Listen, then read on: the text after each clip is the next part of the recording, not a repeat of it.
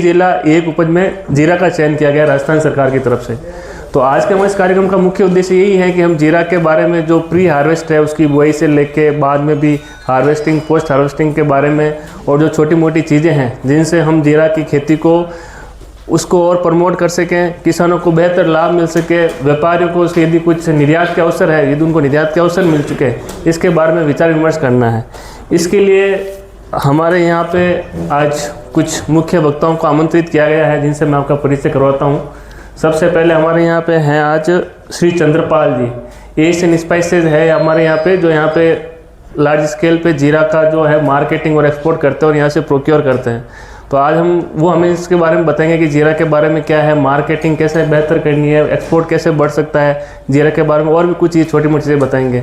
तो मैं स्वागत करता हूं कि निवेदन करूंगा चंद्रपाल जी गए और आप अपना स्थान ग्रहण करें, और मैं निवेदन करूंगा चेतन जी पूर्व पार्षद से कि इनका साफा पहना कर स्वागत करें।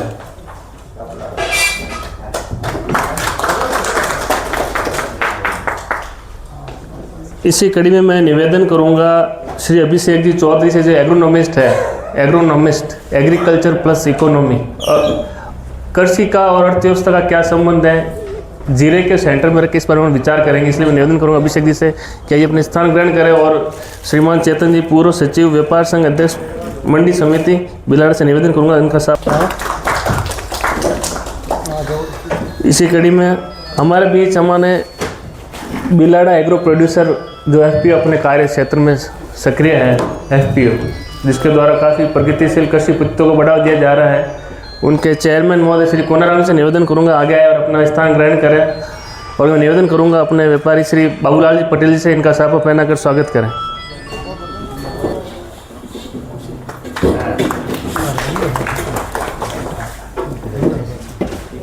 अभी थोड़ी देर में हमारे साथ होंगे महेंद्र राम जी सहायक कृषि अधिकारी हैं, जो कृषि विभाग की योजना के बारे में जानकारी देने के लिए अभी यहाँ पे उपस्थित नहीं हैं।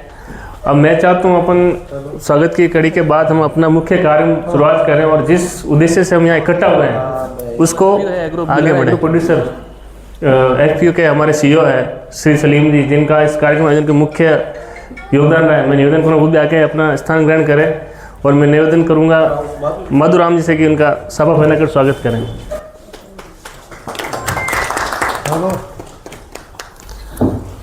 अब कार्यक्रम की इसी मुख्य कड़ी में मैं ये माइक और मंच समर्पित करता हूं श्री चंद्रपाल जी को कि अपने विद्युत रूप से इस कार्यक्रम की शुरुआत करें। और एकत्रित हुए हैं जो अपनी मुख्य जो फसल है यहाँ की जोधपुर की जो जीरा है, ठीक है, दो ही जगह होता है भारत में जो 90% है, एक तो अपने गुजरात के अंदर, दूसरा राजस्थान में। राजस्थान में भी बहुत ही लिमिटेड जगह में जो अपना जोधपुर है, बाड़मेर है और जैसलमेर है, ये यहीं होता है। ये यहीं क्यों होता है, कभी सोचा है आपने? आपको ही क्यों मौका मिला है इसको उगाने का, कभी सोचा है आपने? रेतीली जमीन है, यहाँ की रेतीली जमीन है। रेतीली तो उस साइड थोड़ी ज़्यादा है, ठीक है। तो इसीलिए जो पंच गौरव है, गौरव मतलब अपना, अपने लिए गौरव की बात है ये, ठीक है, अपने को ये मौका मिला है, ठीक है। तो आज अपन इसी पे चर्चा करेंगे, कैसे इसकी खेती करनी है, शुरू से लेके लास्ट तक, निकालने तक, बाजार पहुंचने तक, और वापिस अपन जो खाते हैं वहाँ तक की अपन बात करेंगे। तो मैं शुरुआत इसकी शुरू में जहाँ से अपन सोइंग करते हैं वहाँ से स्टार्ट करेंगे।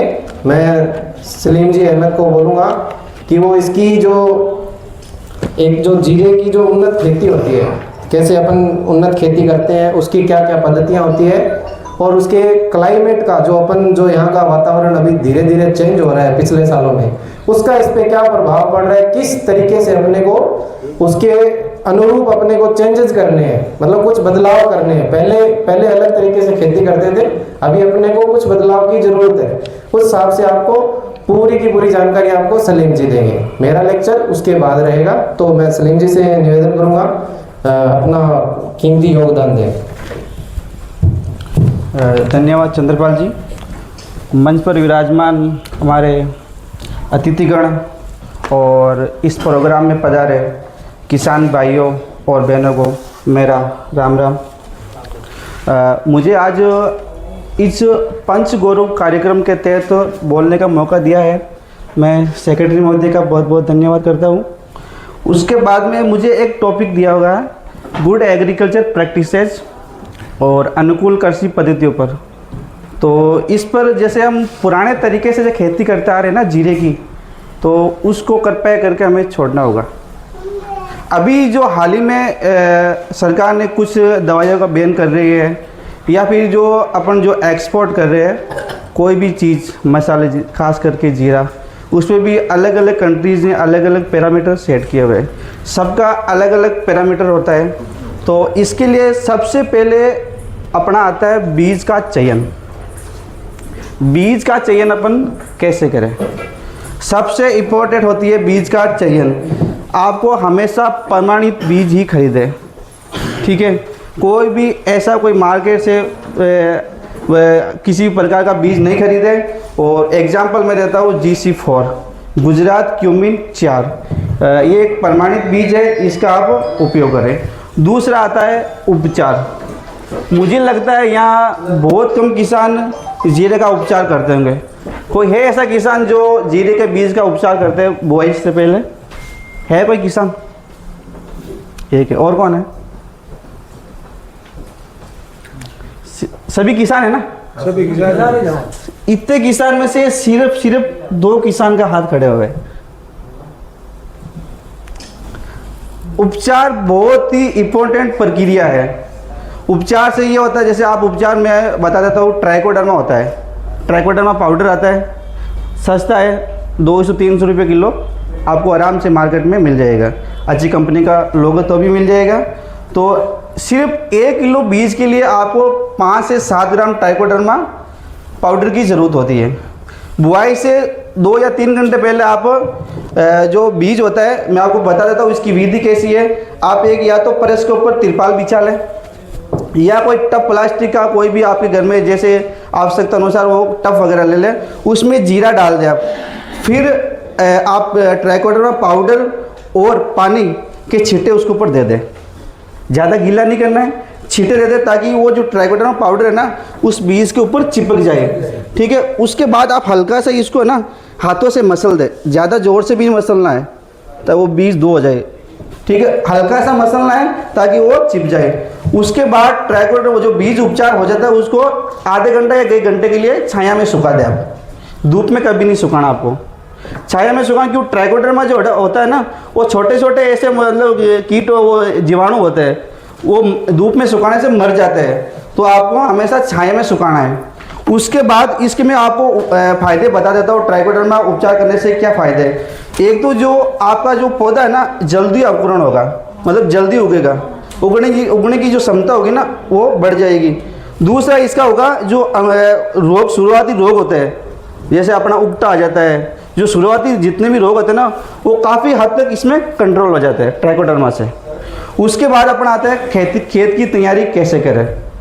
तो खेत की तैयारी आप जुताई के बाद 20 से 25 टन गोबर की खाद, जिसमें भरपूर मात्रा में पोषक तत्व होते हैं, वो आप प्रति हेक्टेयर के हिसाब से 20 से 25 टन गोबर की खाद डाल दें। उसके बाद अपनी आती है बुआई। यहाँ एक ही परंपरा चलती आ रही है, वो छिड़क कर बीज बोने की।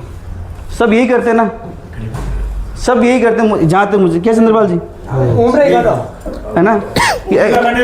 हाँ बहुत अच्छा है। मतलब 80 से 90% किसान हैं जो छिड़क के करते हैं। जो एक मुझे जहाँ तक लग रहा है ना, ये एक बहुत ही गंदी प्रक्रिया है, इसको कभी नहीं करना चाहिए आपको, ठीक है। आपको हमेशा या तो सीडड्रिल से करना चाहिए या आपको इसको छोप के करना चाहिए। इसमें भी आपको ये ध्यान रखना है कि जो बीज से बीज की दूरी होती है ना, मतलब एक बीज यहाँ लगाया तो दूसरा बीज यहाँ, मतलब इसकी जो बीज की जो दूरी होती है ना आपको कम से कम 5 से 10 सेंटीमीटर बढ़ा के रखनी है। इसके बाद तो बताऊँगा मतलब क्या कारण है। उसके बाद जो क्यारियाँ होती है, क्यारी होती है ना, उमरा बोलते हैं उसको, उसकी भी आपको लगभग 20 से 30 सेंटीमीटर की स्पेस रखनी चाहिए, ताकि जब पौधा बड़ा होगा ना तो उसको फैलने के लिए आराम से जगह मिल सके और हवा का जो बहाव हो ना वो भी अच्छे से हो सके। तो ये फ़ायदा आपको जब छिड़के बोते हैं ना, तो आपको पता है दो बीज यहाँ से निकल गए, एक यहाँ, फिर बीच में खाली है, कुछ भी नहीं उगा है। तो ये मतलब आपको छिड़के कभी नहीं बोना चाहिए, सबसे अच्छी प्रक्रिया आप या तो छोप के बो या आप सीड ड्रिल से करो। Seed drill best. Seed drill सबसे अच्छा आपके लिए। उसके बाद आप आते हैं समय की बात करें तो जीरे की सबसे अच्छा समय है 15 अक्टूबर से लेकर 15 नवंबर तक। तापमान की बात करें तो जीरे को उगने के लिए 25 से 28 डिग्री सेंटीग्रेड तापमान की ज़रूरत होती है, ठीक है। उसके बाद अपन आए सिंचाई। ज़्यादा सिंचाई की ज़रूरत नहीं होती जीरे को, जीरा 3 सिंचाई में हो जाता है आराम से, ठीक है।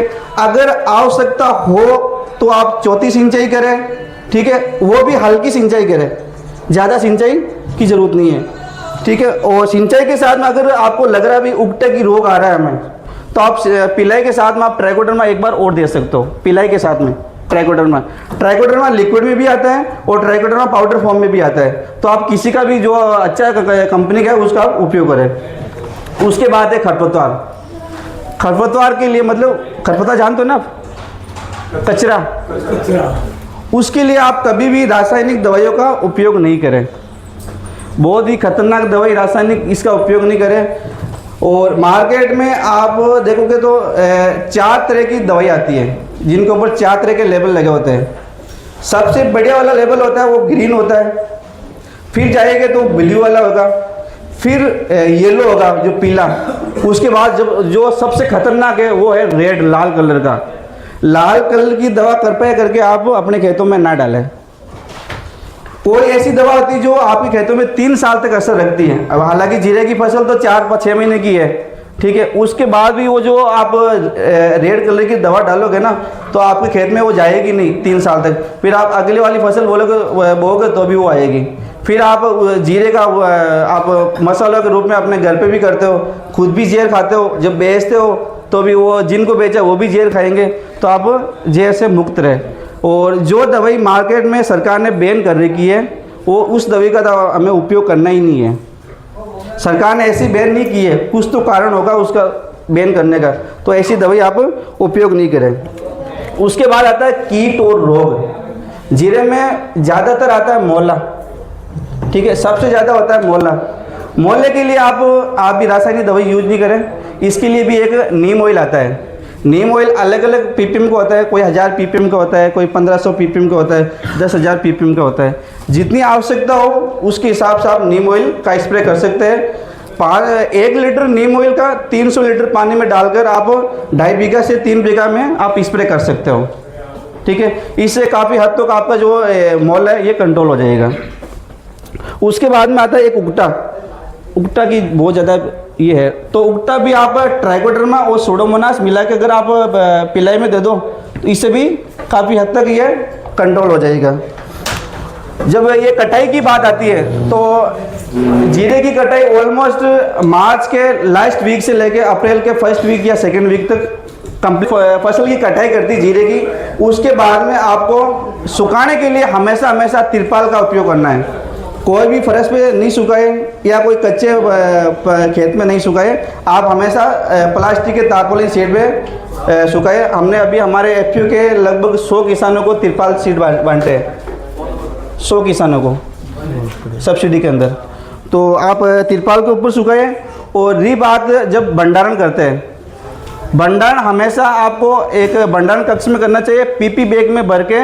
और जो दीवारें होती ना, दीवारों के सटा के आपको अपनी फसल को नहीं रखनी है, दीवारों से थोड़ी दूर रखनी है, ताकि जो वो मॉइस्चर या नमी आती है ना वो इसके अंदर नहीं हो। और सबसे जो मेन बात है, आपको इसका कलर का भी ध्यान रखना है। जितना अच्छा कलर होगा उतना अच्छा आपको रेट मिलेगा। तो मैं इतना कहकर अपनी वाणी को विराम देता हूँ। बहुत बहुत धन्यवाद सेक्रेटरी मोदी।